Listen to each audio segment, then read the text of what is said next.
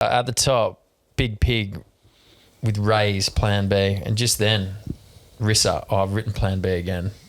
I've forgotten the name. Doubt. Rissa with Doubt. I heard that at the Lead Light, having a pint of Guinness with... Great pub. Yeah, beautiful pub. Great steak sandwich. I was having a Guinness with Master, and that came on. I Shazammed it. Did you really? So it was an organic Shazam. Yeah. That's as good as it gets, if you ask me. Yeah, I was having a conversation with Sammy Reynolds Slammer. of New Rental. Shout out New Rental. Harry and Sam and the entire team at New Rental. Beautiful whips. Not looking forward to returning that thing, by the way, after our week. It's just treated us so nicely all week. It's a beautiful, beautiful car. Obviously, if you need to find some cars, New Rental Australia is where to go. Yeah. New Rental, Mine Spec. They're now doing an adventure series. This is the thing that I think. I saw the Troopy out the front. Yeah, so they're like setting up cars that you can take on fucking 4x4 getaways. Yeah, cool. Which is the next evolution for us. Yeah, that is Get a the little next. generator and make podcasts underneath the stars. Beautiful.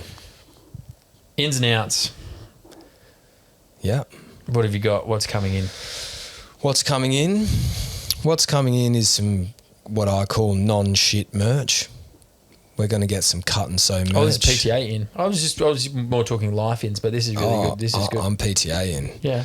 We're getting some cool merchandise made in around the world, let's say, ethically.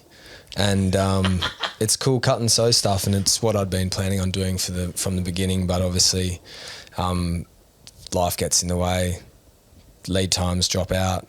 You know, we're trying to build this business and build this concept and interview people, and I'm sure you would have loved following it, hopefully, to see the evolution of the business. But it's time for some cooler merch, for some actual custom stuff that we're really proud of and put ourselves behind. You're really good at that stuff. Like, I'm glad you are, because I'm fucking useless. Well, thank you, and I hope it'll be out really soon for you guys to buy, and there'll be limited numbers, so get them while you can. And it's a bit of a creative outlet for us all, so that's a big in for PTA.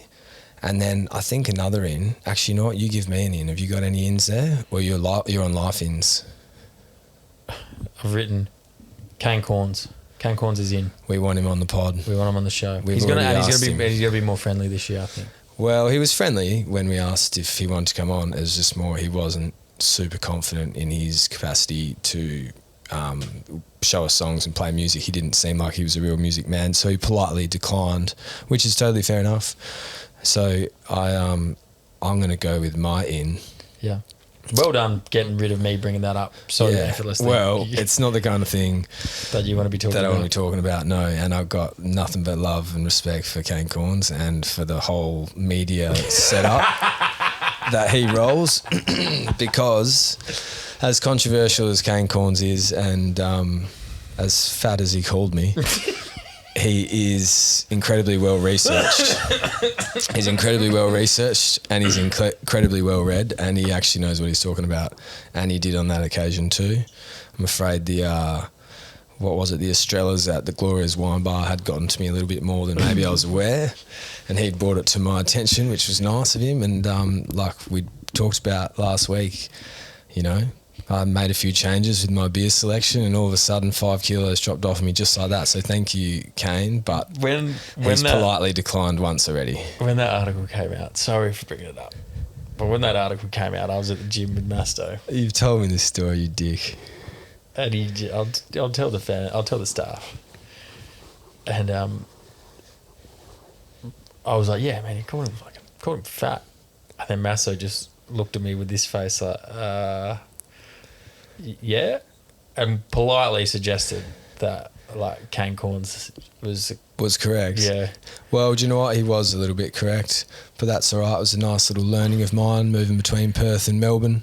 And in all seriousness, though, it's a bit of a comment on relativity, which is a concept that we covered last time, which is like you kind of don't notice things until you're put in a new environment, and then you have a relative new experience. And so, you know, you have 2 kids and you train a certain way, and you don't do, you know, upper body weights because of your back and injuries and different things. And then once you're into a new experience, you can see that, relatively, some of my behaviours did need fixing. Relatively, I am drinking too many full strength, viscous beers. Full carb. Yeah, full carb beers. And so you kind of get that relative learning. So although it's a big joke between you and Masto, it's, it's just one of those PTA things that, cohort now. and the whole PTA staff, it's just one of those things that I'm actually half appreciative of, and I don't really mind that much. And I have to say, is right. Wow. And then another in is Pure Blonde, low carb beer. Pure Blonde, low carb beer, CBD distillery, farm to plate, rain tree. Everything is just absolutely unbelievable. They're very much in. They couldn't be more in. So in. The dam is so in. I've never seen something more in than the dam. Because the dam's, every single big bit of wood in there is like harvested from this property. That's so insane. The beams, the concrete floors were laid with concrete, and as aggregate they use smashed up oyster shells from a farm in Indonesia, which is great uncle brought. Mother of pearl. Yeah. And then the offcuts from the mega trees for the beams are then used as the countertops, and then the offcuts for them are used as the jarrah flooring around the dam. And somehow Beats' stepfather got a 20-ton excavator in and put this ginormous, massive wall of rocks around. It's just a property to behold. So is Hayscapes. This whole setup's unbelievable. Sorry for interrupting. I was interrupting you. When you go to a space and you're just like, holy shit, like this is grand. Like, how did they do that? Whether that's you're staying at this Airbnb and there's this massive beam and the ceiling's so high and you're just like, what the fuck? Incredible. This was like that, where I walked in the other day, and I was just like, this is fucked. It's unbelievable. And in the distillery, he had the Margaret River grass tree, this sap coming off it that he was saying he wanted to put into a whiskey, but you can't at too high volumes because it's actually super poisonous. There was sandalwood. There was Tom Ford. Like, there was just so many scents in this room. There's all these crazy things going on, and to see that process, I was just really grateful to understand, like, wow, this is an art. This is beautiful. They're in. What's out?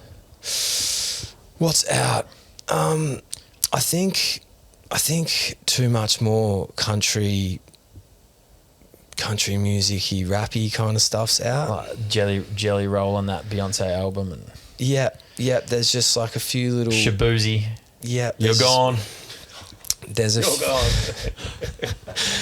a few tracks that have made their way along the way, and it's like, do you know what? No, that's out. That's got to be out. Beyonce, Jay-Z's out. Oh, they just the country music. So they actually split it. So when they actually had the Grammys, they split the award because Beyonce won Best Country Album, and then the people that run the Grammys were like, "Oh, we're gonna split that because I might be wrong, but because a white country artist didn't win it, they split it up into like modern R&B country and traditional country now. So there's two categories for it. And someone's holding a shotgun to their head while they split those categories up, I would have thought. Are they the same people that own Big USB? Big USB, man. That's who it is. We're cutting a bit of that, that's for sure. Out for me, coffee on an empty stomach. You're not doing that anymore? I hate it. Really? I hate it. Do you feel bad, or is it just the people telling you that on your algorithm? No. Like you sort of see it on your algorithm, and people are like, "Oh, your cortisol too high." But why? What? So it spikes your cortisol having the coffee on an empty stomach? Yep, 100%. Too much caffeine. What? And if you don't want to feel stressed and overwhelmed? Mate, I've since coming down to fucking Denmark, I've not felt one bit of stress. So I was saying, I think you need a bit of coffee on empty stomach coming down here. That's how relaxed this has been. Yeah, I'm almost asleep. You're right. It might be a funny shot. Lucky we're an audio product. Yeah. At PTA.listen on YouTube if you want to see exactly how we look right now.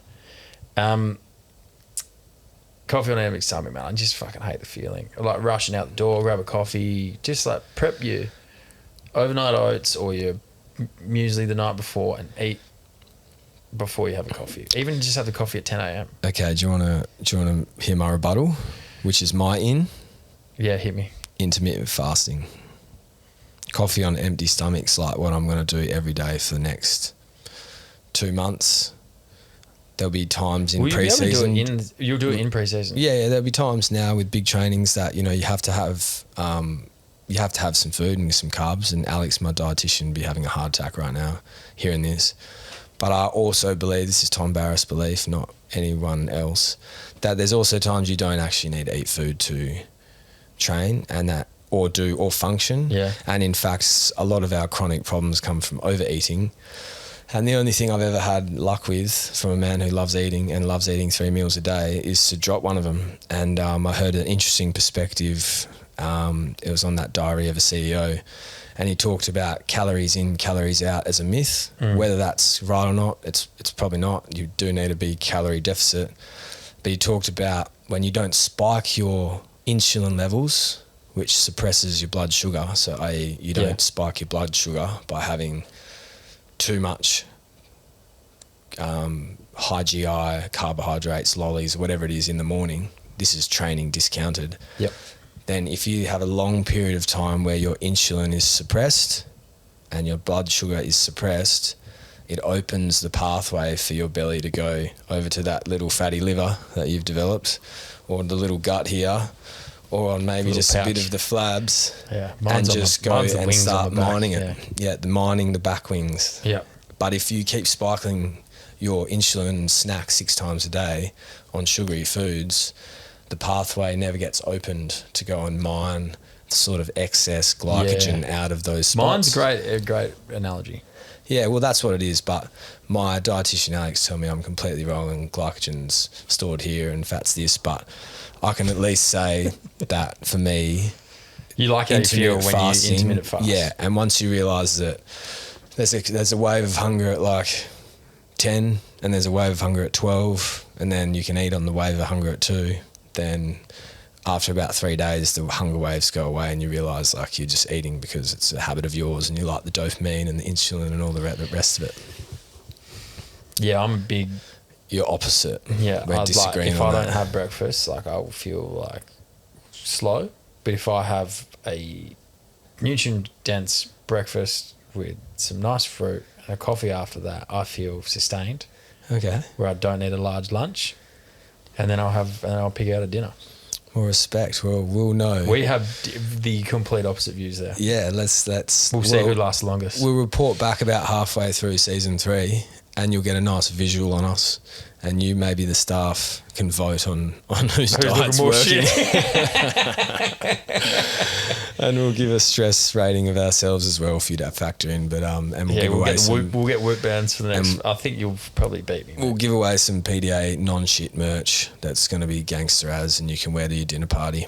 You really are quite solid at that. I want to reiterate the designs you did for all the merch in season 2, and then now what we're going to put out. I was like, oh, okay, yeah, you can cut and sew, Tom. Like that, have fun. Well, thanks, and then you brought samples back, and I was like, fuck, you've far exceeded my expectations. Not because I was like, this guy's an idiot. It's just like something you haven't done before. It's something I haven't done before, but something I thought about doing a lot of times, but I didn't really have a brand that I was willing to stand behind. It'd be very hard to launch a clothing brand. Want to represent, especially in AFL football. You know, it's kind of one of them things that's a bit like, I don't know if I really want to do that. And it requires a lot of resources and a lot of hard work. Yeah. But naturally, I've managed to stumble on something that I am really proud to stand behind, and a concept that I do love. And now that resources and hard work becomes fun and easy work, and hopefully we can have some cool cut and sew merch. If Matt doesn't talk it up too much, you'll buy it. And we can be representing is the idea. But enough of that.